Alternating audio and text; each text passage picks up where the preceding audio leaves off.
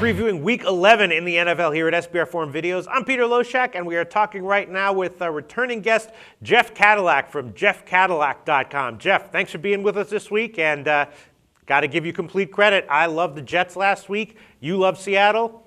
Seattle covered very, very easily. Great call, Jeff.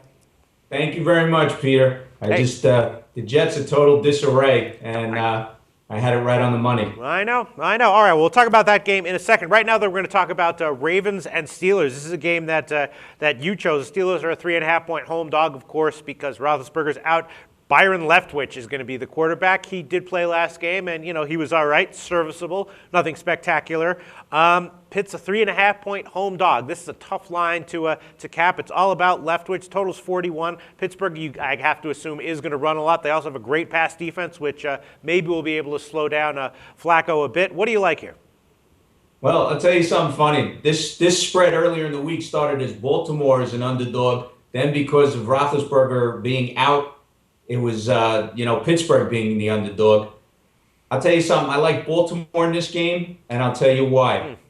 The visitor in both these teams, it's like a dogfight. They hate each other. Yeah. They're in the same division. They play each other twice a year. They're also both banged up. Both defenses, you have a lot of injuries. Offense, you also have some injuries for Pittsburgh. Their starting running back, he's injured. Of course, Roethlisberger's out. The away team in this case, when it's at Pittsburgh, in the last four, Baltimore is 3-0-1 against the spread. And Leftwich, he said it was like riding a bike, being back in the game. Well, I think Baltimore is going to derail that bike. I mean, he's a little rusty. He hasn't started a game since 2009. And playing the Chiefs is not going to be like playing Baltimore. Yeah.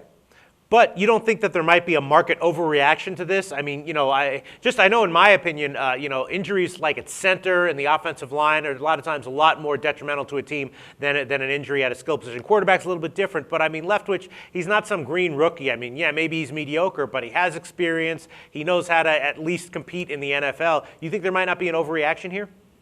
I don't think so. Okay. In his last 6 starts, by the way, he's 0-6. No, he's terrible. I know that. He's terrible. The reason why he's been sitting on the bench for a long time is because a lot of teams didn't even want him. I mean, right. he was the star in Jacksonville, and he couldn't even take that team anywhere, really. And I just feel that Baltimore is going to show him a few things that he's not going to be seeing on the tape. And I just think, accordingly, like I said, the visiting team in this rivalry always seems to do better. Yeah. Even when the games are at Baltimore, Pittsburgh is 3-1 against the spread. So, right now, I mean, Baltimore is coming off a slashing of Oakland. Pittsburgh, basically, I mean, they just barely got by Kansas City.